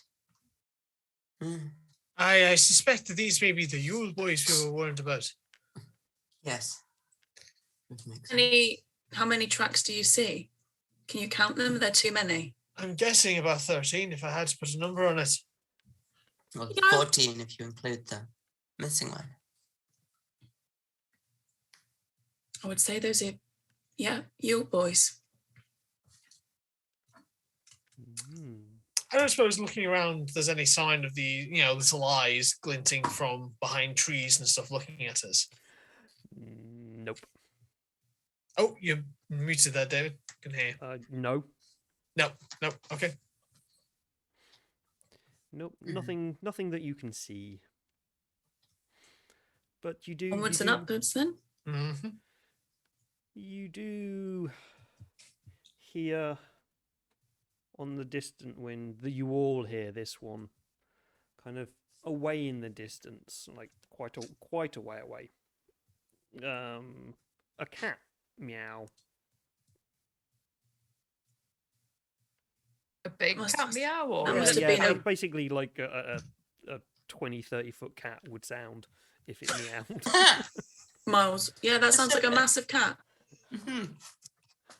Further away than the child screaming. Yeah. I quite like the fact it's meowing though and not roaring. That makes me think of just a really massive domestic cat rather than a massive lion. You just want to befriend this cat. You've had your eye on this cat as friend from the get-go.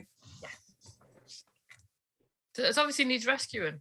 All right then. I suppose on to the wee one that's missing. It's the pet of 13 young boys. It's probably going to need rescuing, this cat. 13 young boys and 2 troll parents, yeah. Onwards and upwards then. Yes. And as you head up there, you do start to hear struggle as you get closer to the cliff face. You do see a massive crack that stretches from the base to maybe halfway up the cliff, which is maybe 300 feet, about 100 meters up tall cliff face. Very jagged, very dark. But this crack, you can see a glow coming out of it, as if there's maybe a fire inside of it. You can now start to hear the whimpers of a child coming from within the cave. And you are quite aware that this is the home of something, and the child is in there. I was always wondering if this is actually where Bjorn lives, and that's why we've not seen him yet. Yeah. Do we have to climb the cliff? No. But around the outside of the cave... Because Catherine doesn't look like she can make it. I was worried about Dog. Dog's run up already. He's like bounded like a mountain goat kind of stuff. Yes, he's spry. Around the outside of the cave entrance, there are animal bones, and bones that look far too human for your liking. I sort of pick up some of the like rarer ones, just in case. Just like maybe we have a like. Pocket them. Who's going in first then? I will. Okay. Does anybody want to work out whether they know anything about trolls before they just walk into a cave that possibly has Oh, trolls? hang on. We should do this during the day. Yeah. Bring some light to them. Oh, the flash on the camera. Right, I've got a boom bang camera flash. Is this going to be logic learning? Doesn't sound very logical to me. Or is it investigation? Logic. Let's just walk into a troll's cave with no preparation, because that's purely logic. Where I'm from, it is. Well, you are from Newcastle, so Exactly. No, zero successes.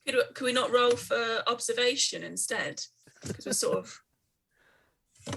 I'm going to observe the books that I read many years ago about trolls. 2 successes for Father Martin. I got none. Right. None here. Trolls are not In the dungeon. What you are want to know? not the trolls stories that are told to children, where they get. Oh, they're the ones on Twitter instead. Only 1 They are 6 for me. sad old men who sit in the basement of their mother's house, who eat Yes. Doritos and just say nasty things to people. Mountain Dew. And the way Yeah. to get the way to beat those trolls is you do show them sunlight, and they go, "Ah!" These ones, however, no, they are not the trolls of those stories of men in basements. These are real trolls. You are aware that the best way to deal with them is lucky that you actually have a priest with you. They are afraid Father.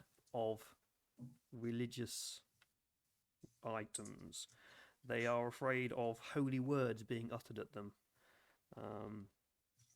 of being baptized, of people being baptized will protect them.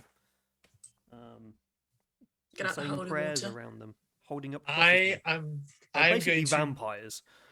I'm going to pick up. I'm going to sort of reach into the flask that I had the sherry in. I'll offer it around, and just go. This is the body and blood of Christ. This is the body and blood of Christ. You know, the whole thing. So each of you that hasn't already got it, get blessing. So +2 on 1 roll of your choice. But you can't get any more now. That's it. That's all I can do. But having emptied the flask, I'm going to pick up handfuls of snow, pack it into the flask, and begin to hold it in my hand, breathing into the top to heat it up and melt it. Having done that, I will begin the actual rites of blessing.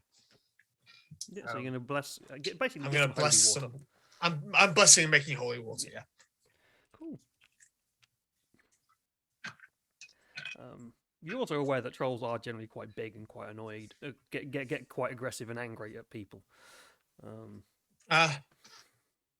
it's a great thing we're all so big and mighty then. Yeah. What's your character's name again, Icy? Sorry. Violet. Miss Violet, I'm all for your revolver being one of the first things that anyone who would be inside that cave would see, but might I offer an alternate suggestion that I go first this time? There's a wee bit of a history between the church and trolls, and they tend to be very unchristian beings, shall we say. You crack right on. And with the stick that I have sort of leaning on it, but deliberately tapping it as I sort of go towards the mouth of the cave, David, I'm actually going to rap 3 times on the wall of the cave before entering. So you're basically knocking on the door going... Knocking 3 times specifically. Yeah, knocking 3 times specifically. From inside the cave, you hear an old, crackled, almost stone-like voice come through. Who's there? Oh, good evening, Mother. I'm sure you wouldn't be turning me away, but I found myself lost on the mountains this evening. And it would surely be the Christian thing to do to let a man such as myself in to rest from the cold with my friends. I see that you have a fire. I have a fire, yes, but I do not share it. This is not a safe place. Well, I tell you what then. By my name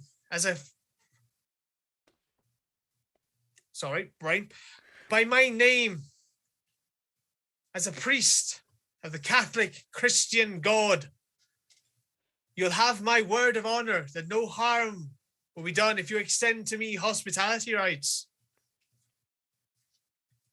Oh, no harm will be done to me. To you? Do come in. Bring your friends with you. And to understand that you're offering us hospitality then. I offer you the warmth of a fire. And salt and bread if you have it. I have not these things. Then we will take the warmth of your fire freely given. Do we? Yes. Okay. And I'll walk into the light. And as I'm walking, Father Martin reaches into his pocket and pulls out a ornate, beautiful black jet and white bone rosary that he sort of puts over his head. If anyone close enough to at least the group, you'll see that the black beads are actually snarling dog faces, and the white beads are like wailing faces of like a tortured soul. Didn't get that on Etsy then, did you? It was made for me. A gift. Very impressive. Oh, there's dog. Oh, dog. There he is. Yay! There's dog. Yes, boy. Hello. Wizard in a dog suit. He's a wizard. That is an unfortunate polymorph accident if I've ever seen one. Unfortunate. Yeah. Gorgeous. Oh. No, Oh. not calling him ugly. I'm saying he's got stuck. Yes, he's mid-transformation there. Yeah. That You've is insulted him. You've insulted him. I think you'll find that he's realised I know too much.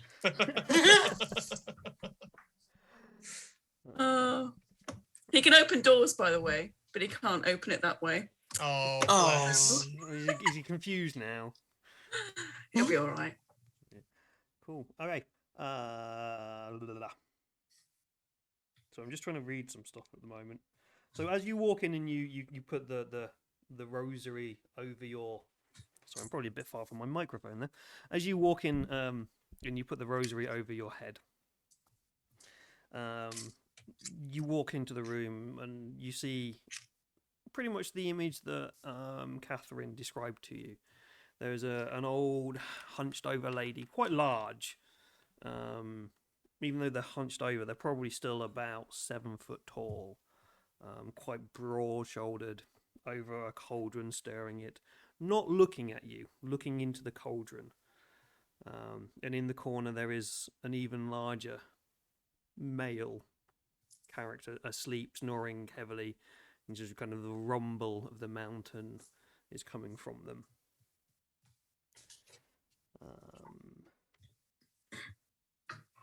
You kind of feel that something in the air is changing. And I had to roll some dice, and it actually worked. You're not the only one who can roll lots of sixes. So you notice that as you turn around and you look at and beckon the others into the room, and you see the crack of the cave out from where you are, you notice that the snow is not moving. It seems to be suspended in the air, and the flicker from the aurora borealis in the night sky seems to have stopped, as if maybe time has frozen outside the cave. Well, that's a damn fine trick there, Mother. What trick would you be talking of? Oh, the pausing. Oh God, that's hard to say in an Irish accent. The pausing of the snow falling from the sky. Have you stopped the night from turning on as God did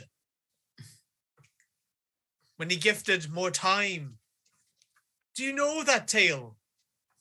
I have it right here in my Bible. Your times, your not your times, your tales. That's the word.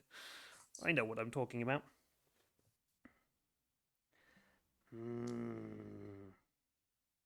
Well, I care not for your tales. If you start speaking those tales, the warmth of the fire shall not be yours.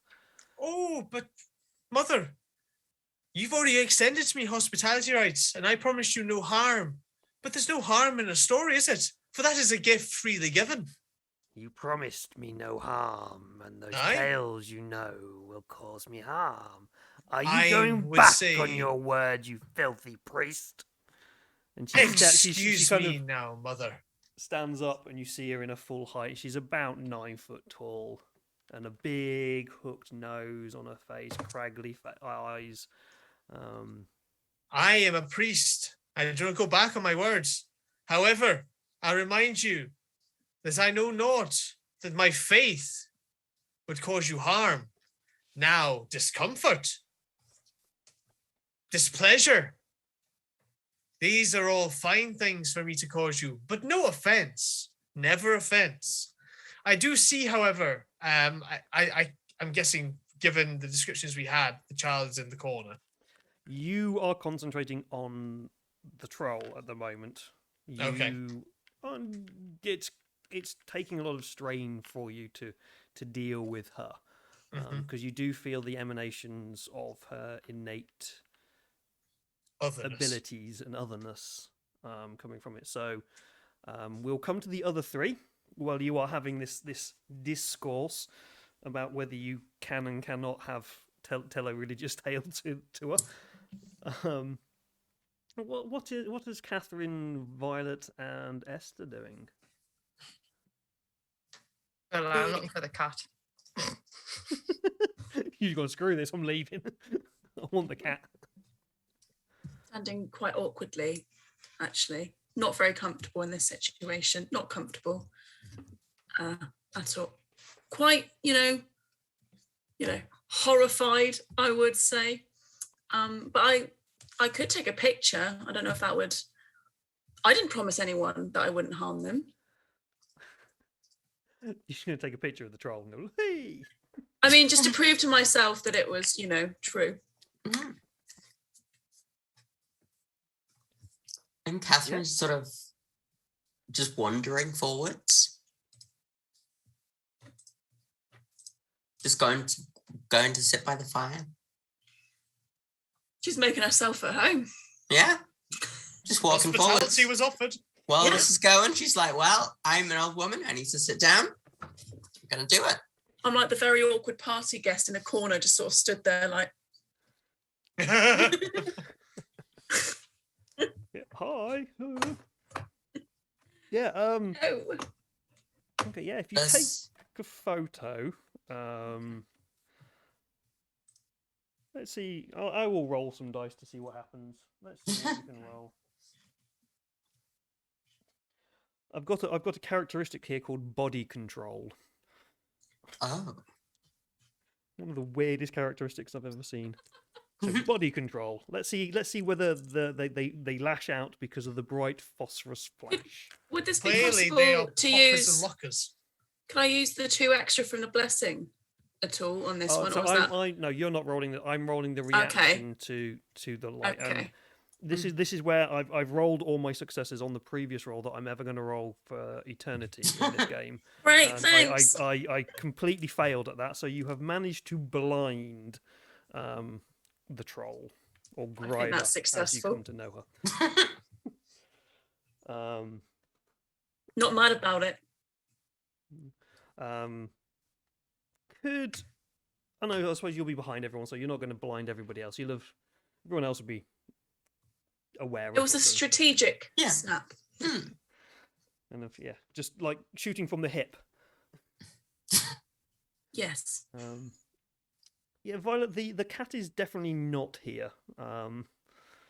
It's a large cave, but it's not large enough to fit the size of cat that you think might be lurking around.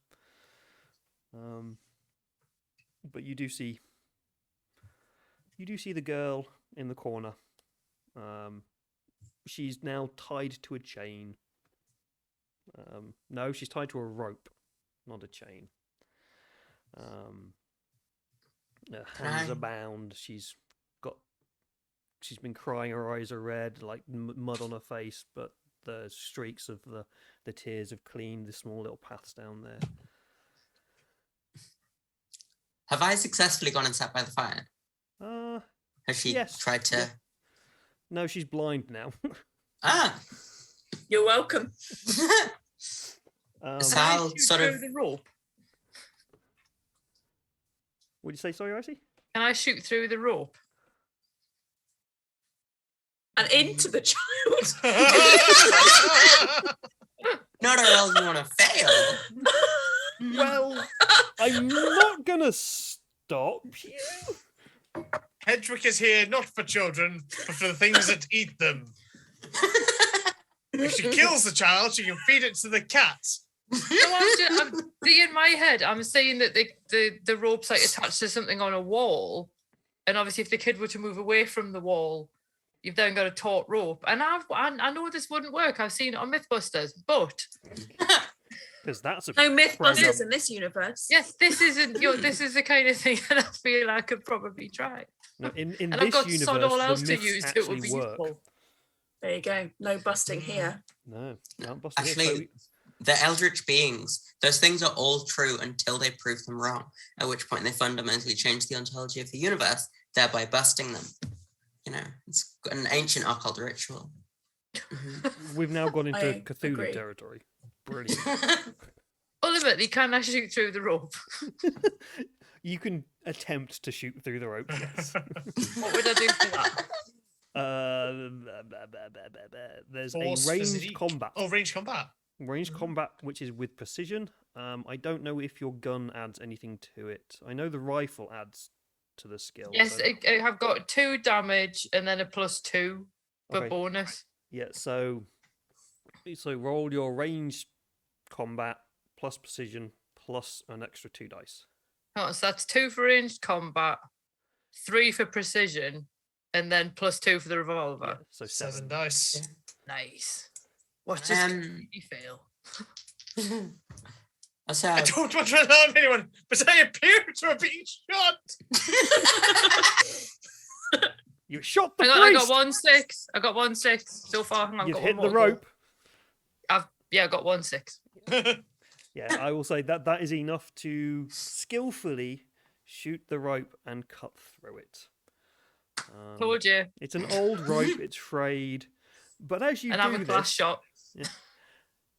this is an enclosed cave. Yeah. You're all Which one now of us is going to partially get deaf. shot? Okay. Um, Deaf, blind. Yeah, the troll is also deaf. Unfortunately, there is, You're welcome. you have just woken up the sleeping troll, however, with this retort, who is now a little bit angry, annoyed, pissed off. You've woken them from their nap. They are not blind. Oh. Good evening there, Father. How He was your nap? roars and throws his mug at your head, Ben. Yeah, he's not small talking right now. No. Let's do that one.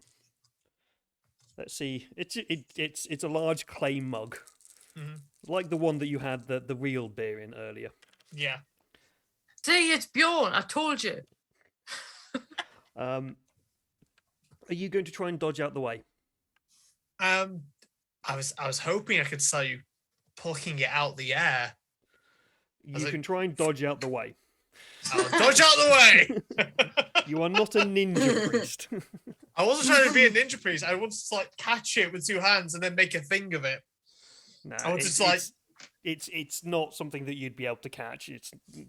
It would hurt you if you tried to do that.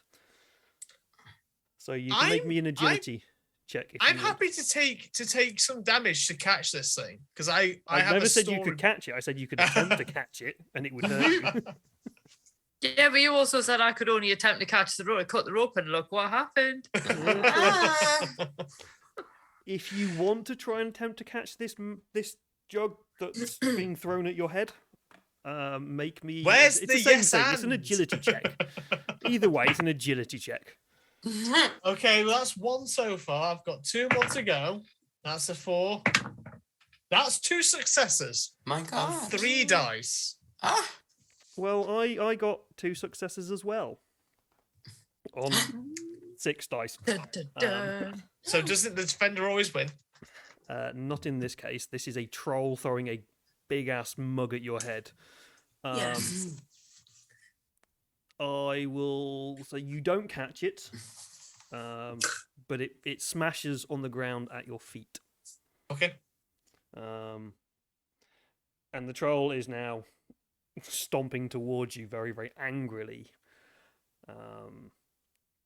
Oh, we're sharing drinks, is it, Father? And I pull out the holy water and go, here, have some of yourself. You're going to throw it at him. I'm going to sort of move slightly so that Gryla is completely and utterly shielded by the body of large troll. And I will splash forwards like a censer would using the rod. You know, that thing that I have done every day for most of my adult life in church. Yeah, okay.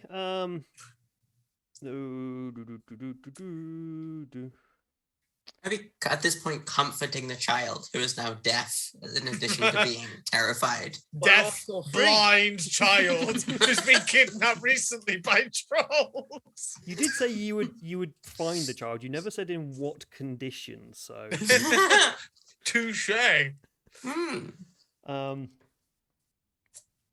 The troll looks a little bit napped off that you've got it wet. It just kind of looks confused. It doesn't kind of step towards you, but is like confused as to what you're doing. Oh, forgive me, Father. I should have informed you. So I didn't mean to wake you there. It wasn't my intention. But my intent here is that I've been asked to make sure for this child's welfare Now you'll notice the dog collar, the Bible, and the lovely rosary. Well, what I just splashed you with was holy water. Now, I'm not here just for the child's physical welfare. I'm here for their spiritual. And that child's about to take their confirmation. So I thought that why not at the same time baptize you? Gosh, he was want to quite give you a- polite, wasn't sorry? he, to stand there and I say he's quite polite to stand there and listen to. He's very confused. He's literally just kind of woken up and now he's being bathed in Baptised. water. He's like, this is the first bath he's had in his entire life. He's not quite sure what's happened. And it kind of itches a little bit. But while this is happening, I'm guessing that you're going to try and extradite the child from the cave. I am providing I as would much love destruction to. as it is possible for one person to give. I would love to attempt this. Oh, look at the brother. Oh, isn't he brilliant? Just a baby. Who's so beautiful.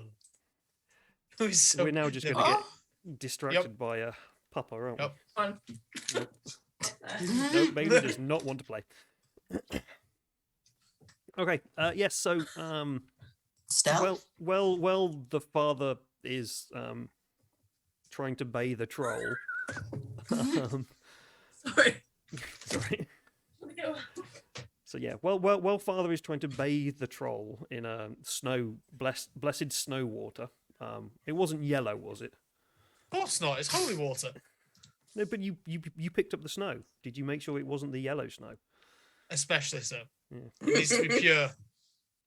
Yeah, I imagine the cat probably leaves quite a large Noticeable yellow pool. noticeable patch. Yeah, you managed to extradite the child from the cave. They're very willing, shall we say, malleable. They're not quite all there. They've been too traumatized by the big flash and the big bang and the fact that they were about to be eaten by a troll. They were probably stolen away by something and they don't quite know what. And you're like A humans. healthy mental state then. Yeah, Yeah. very, very Oh. healthy. Not going to spend years and years and years on Yeah. drugs or anything later at all, and won't have issues later in life. No, Also, perfectly healthy. The child's hands were bound with rope, you said, so I cut them with my giant ritual dagger. Yeah. Just so. And the child is like Just so they feel better. has Black just What like- point do we jagged hand knife. over what point do we hand over the coat?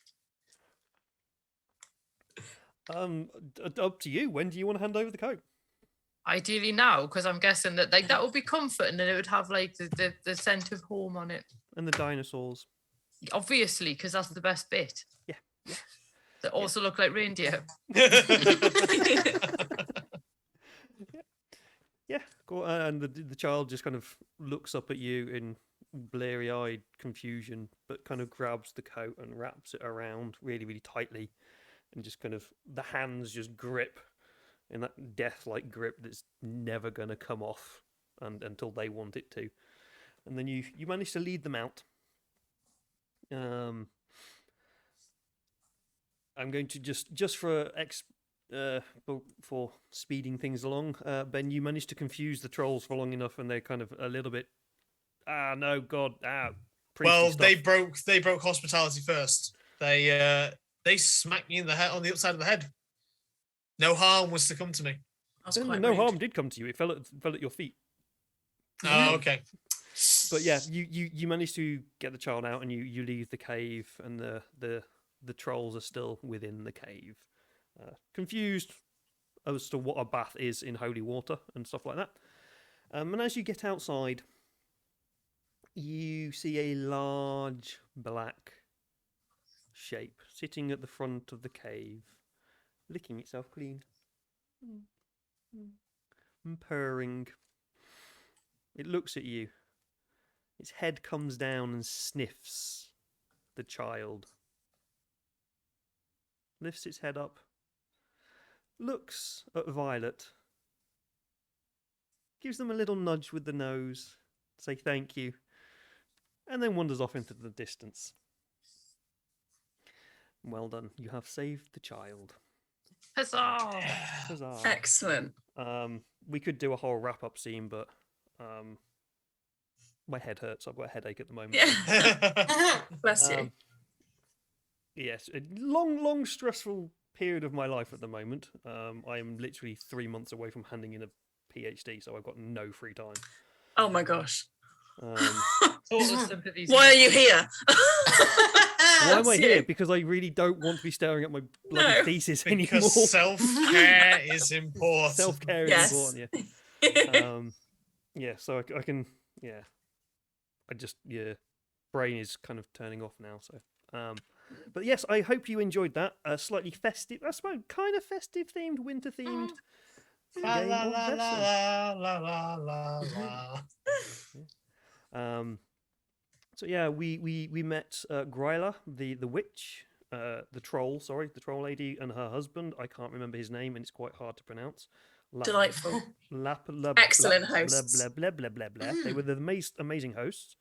Yeah. We have the Yule Lads. There are 13 of them who run around and do give sweets or potatoes. I'm not quite sure why it's a potato, but they give a potato to children who are bad. And you have to put it in shoes, though. Delicious. And we had the Yule Cat, who eats children, but only if they don't wear the new piece of clothing they got for Christmas. There we go. So it could have all gone very, very badly wrong if you hadn't taken the coat. Thank you, dinosaurs. Yeah. Thanks, And guys. There is a reason why it does that, though. And it's the fact that because if you didn't get new clothes, it was because you hadn't done all your chores. Right. So- So lazy children being punished. Yep, And eaten by giant, horrifying animals. Yeah. giant cat. That I want to make pets of. It appreciated the offer, shall we say. Realises it's a little bit too big to be in a boat to kind of travel around, and so you'd have to have moved to Iceland and lived in a cave. So, but yeah, there we go. Excellent Better neighbours. than most rent. Beautiful views. Wonderful neighbours. That's Just it. ignore the giants up the hill. Their parties get riotous. Yeah. Good Rocks soup. fly everywhere. Great soup.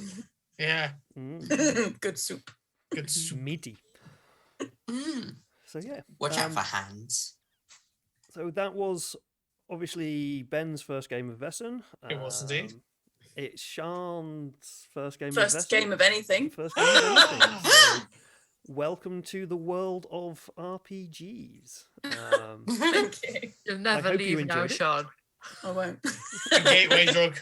Gateway drug. You'll be LARPing before you know it. I've always wanted to.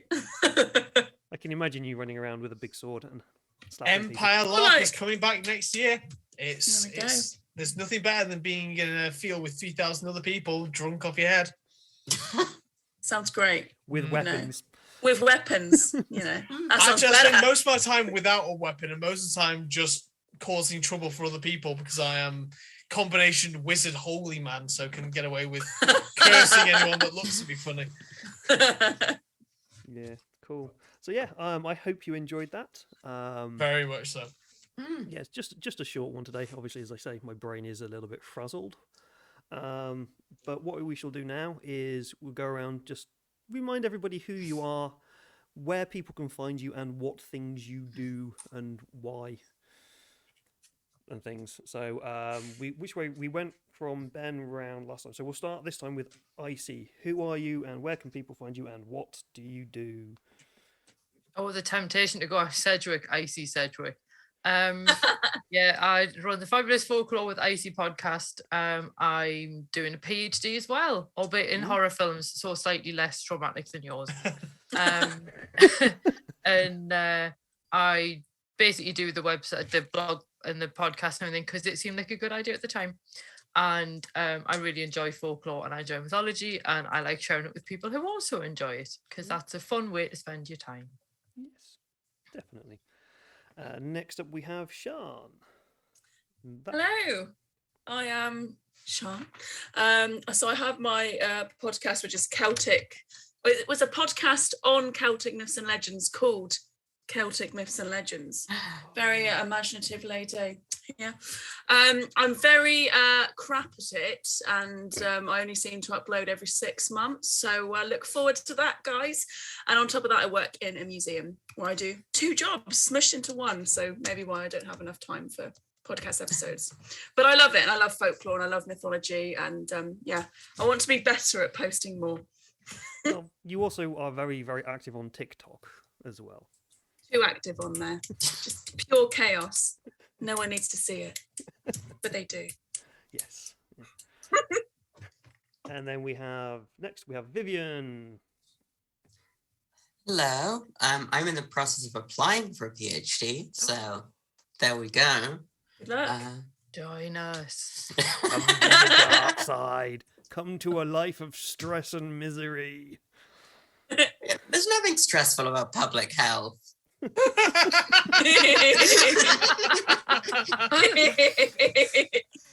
No comment. You